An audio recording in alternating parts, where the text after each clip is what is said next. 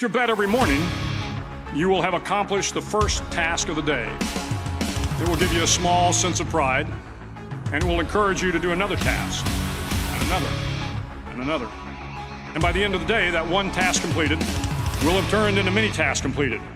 Making your bed will also reinforce the fact that the little things in life matter.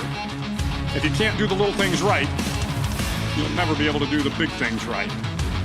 And if by chance you have a miserable day, you will come home to a bed that is made,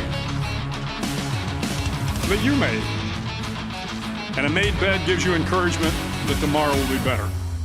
To pass SEAL training, there are a series of long swims that must be completed. One is the night swim. Before the swim, the instructors joyfully brief the students on all the species of sharks that inhabit the waters off San Clemente. They assure you, however, that no student has ever been eaten by a shark, at least not that they can remember. But you are also taught that if a shark begins to circle your position, stand your ground. Do not swim away. Do not act afraid. And if a shark, hungry for a midnight snack, darts towards you, then summons up all your strength and punch him in the snout, and he will turn and swim away. There are a lot of sharks in the world. If you hope to complete the swim, you will have to deal with them. So if you want to change the world, don't back down from the sharks. Over a few weeks of difficult training, my SEAL class, which started with 150 men, was down to just 42. There were now 6 boat crews of 7 men each. I was in the boat with the tall guys, but the best boat crew we had was made up of the little guys, the Munchkin crew, we call them. No one was over 5'5". The Munchkin boat crew had 1 American Indian, 1 African American, 1 Polish American, 1 Greek American, 1 Italian American, and 2 tough kids from the Midwest. They out-paddled, outran, and outswam all the other boat crews. The big men in the other boat crews would always make good-natured fun of the tiny little flippers the Munchkins put on their tiny little feet prior to every swim.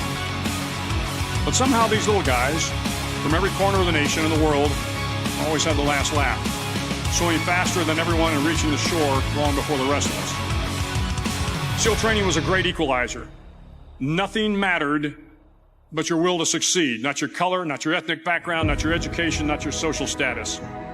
If you want to change the world, measure a person by the size of their heart, not by the size of their flippers. The 9th week of training is referred to as Hell Week. It is 6 days of no sleep, constant physical and mental harassment, and 1 special day at the Mud Flats.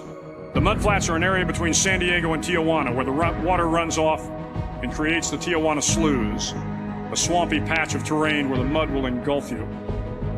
It is on Wednesday of Hell Week that you paddle down in the Mud Flats and spend the next 15 hours trying to survive the freezing cold, the howling wind, and the incessant pressure to quit from the instructors.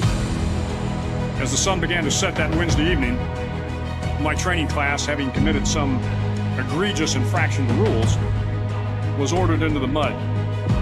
The mud consumed each man till there was nothing visible but our heads. The instructors told us we could leave the mud if only 5 men would quit. Only 5 men, just 5 men, and we could get out of the oppressive cold. Looking around the mud flat, it was apparent that some students were about to give up.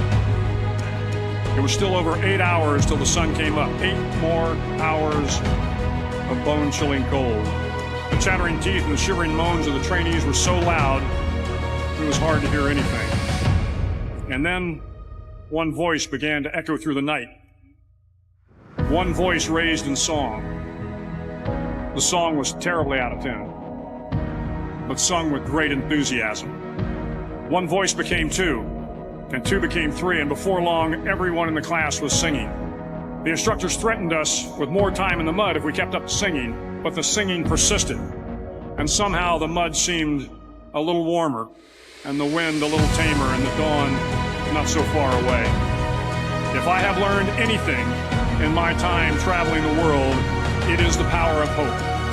The power of one person, a Washington, a Lincoln, King, Mandela, and even a young girl from Pakistan, Malala, one person can change the world by giving people hope. So if you want to change the world, start each day with a task completed.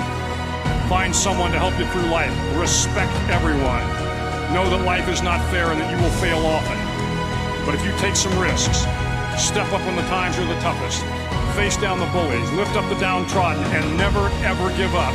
If you do these things, the next generation and the generations that follow will live in a world far better than the one we have today. And what started here will indeed have changed the world for the better.